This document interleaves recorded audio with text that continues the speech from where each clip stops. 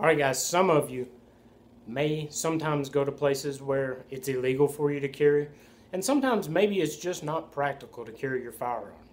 Well, what do you do to prepare for a self-defense situation when you can't have your firearm with you?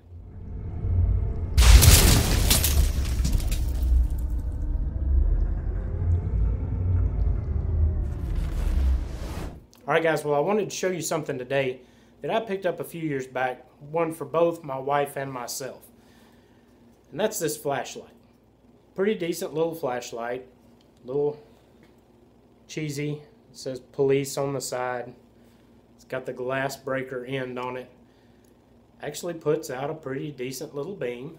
But the real purpose of this flashlight is if you pull the light source switch back and push the button on the other side, it's a stun gun.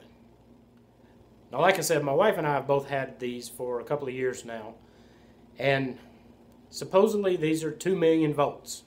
Now, we all know what a firearm will do to a bad guy, but what's something like this stun gun going to do? Is it really going to provide any level of defense for us? Alright, so suppose it's late at night, you're outside, and Kenny from South Park comes up behind you and is about to attack you. All you've got to defend yourself is this flashlight. Is this going to be enough to knock away the perpetrator and get you to safety? Pull the switch back. Push the button. Oh! Alright guys, I'll let you know up front, my wife told me that I was crazy to even think about testing this, but I just wanted to know what this was going to do if we had to use it. Now, having put this on myself, do I recommend it? It's definitely better than nothing. It's better than just using your fists or your feet to try to get away. Now, the bad part is this is a contact defense weapon. You have to be on the assailant for it to work. You notice that when it was up against my body, you didn't hear the... That's because the electricity was actually going through my arm. And yes, it hurts, and yes, it is going to drive you away. I've never been hit with an actual taser, but having watched some videos where people were tased, this is nowhere near that amount of force. This is just going to this is a get off me weapon.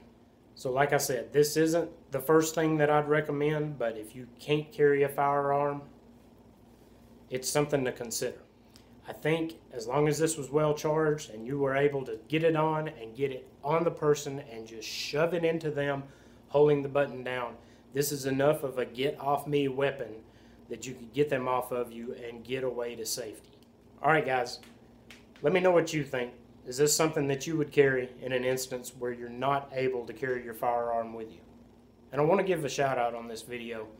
Guys, if you're not subscribed to K-Bar User, Tom, good friend of mine, it's a good guy. Go check out his channel. I'm going to put a link below in the description box. Show Tom some love. Tell him the TheALOwens sent you. And go give him a sub. Guys, please like, share, subscribe. Guys, thanks for watching.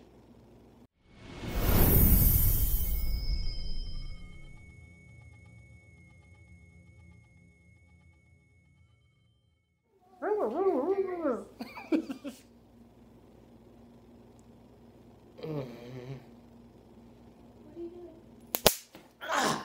Do it. Huh? Why did you do that? No, don't do it again. Stop. Shh. 1, 2, 3. Oh! Why did you do that? Just for demonstration purposes.